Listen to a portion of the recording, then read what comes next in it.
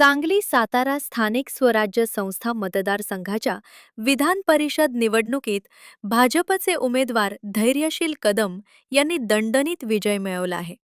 पहिल्याच पसंतीच्या मतांमध्ये विजयाचा कोटा ओलांडत त्यांनी महाविकास आघाडी समर्थित राष्ट्रवादी काँग्रेस शरद पवार गटचे उमेदवार अभयसिंह जगताप यांचा पराभव केला. सांगलीतील तरुण भारत स्टेडियम येथे झालेल्या मतमोजणीत एकूण 885 मते वैध ठरली, तर 9 मते अवैध ठरली. धैर्यशील कदम यांना पहिल्या पसंतीची तब्बल 593 मते मिळाली, तर अभयसिंह जगताप यांना 292 मते मिळाली. त्यामुळे धैर्यशील कदम यांनी विजयासाठी आवश्यक कोट्यापेक्षा 301 मते अधिक मिळवत एकतर्फी विजय संपादन केला.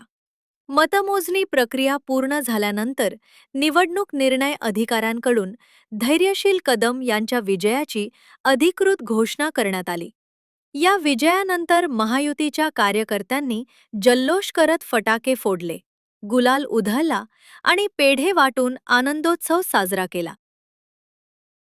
विधान परिषदेच्या निवडणुकीचा निकाल लागला.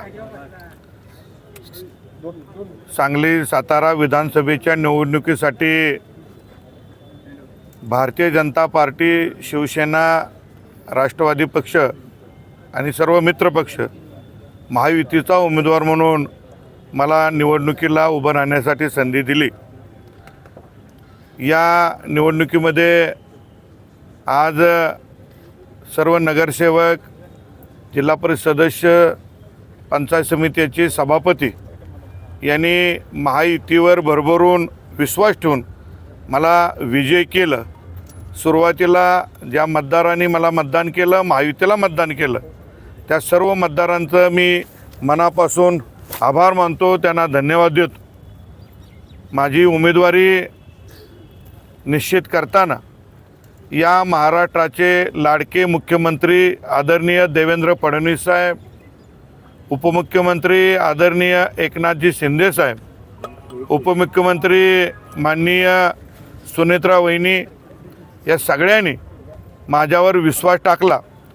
विशेषतः महाराष्ट्राचे प्रदेशाध्यक्ष आदरणीय रवींद्र चव्हाण साहेब, पूर्व प्रदेशाध्यक्ष आदरणीय चंद्रशेखरजी बावनकुळे साहेब, आमच्या जिल्ह्यातील सातारा जिल्ह्यातील चारही मंत्री, विशेषतः आमचे सगळ्यांचे मार्गदर्शक नेते खासदार छत्रपती उदयनराजे भोसले, बांधकाम मंत्री आदरणीय शिवेंद्रराजे भोसले, साताऱ्याचे पालकमंत्री आदरणीय शंभूराजे देसाई साहेब, आदरणीय नामदार मकरंद पाटील आबा, त्याचप्रमाणे ज्यांनी खरं तर या निवडणुकीची सगळी सूत्र हातात घेतली ते आमचे नेते मार्गदर्शक नामदार ग्रामविकास मंत्री जयकुमार गोरेभाऊ, सांगलीचे पालकमंत्री आदरणीय चंद्रकांतदादा पाटील, या सगळ्यांनी माझी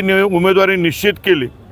आणि दोन्ही जिल्ह्यातील जे महायुतीचे आमदार आहेत, या सगळ्या नेते मंडळींनी या ठिकाणी महायुतीला विजय करण्यासाठी प्रयत्न केला.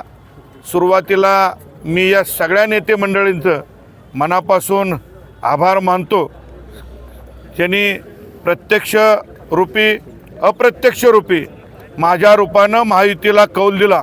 या सगळ्या मतदारांचं आणि नेते मंडळींचं मी मनापासून आभार मानतो.